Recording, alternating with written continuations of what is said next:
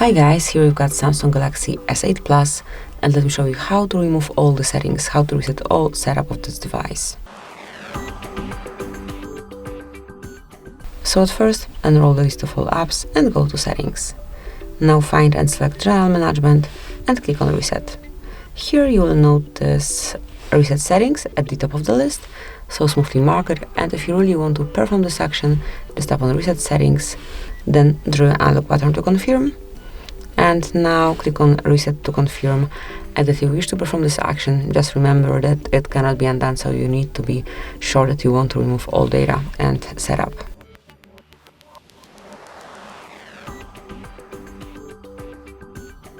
And now just wait till it's done.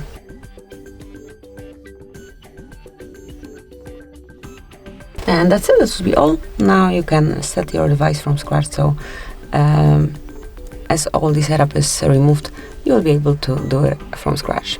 So that will be all, this is it. Thank you for watching. Please subscribe our channel and leave the thumbs up.